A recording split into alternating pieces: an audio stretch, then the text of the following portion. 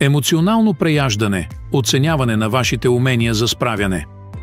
Емоционалното преяждане е битка със собствените ни емоции, където храната често печели. Но как да разпознаем дали ядем от глад или от стрес? Задайте си въпросите: ям ли заради емоции и избирам ли нездравословни храни? Ако отговорите са да, вероятно сте жертва на емоционално хранене.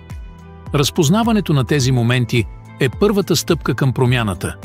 Заменете преяждането с по-здравословни навици. Водете дневник за чувствата си, това помага да разпознаете тригерите за емоционално хранене. Опитайте с упражнения, те не само изгарят калории, но и намаляват стреса.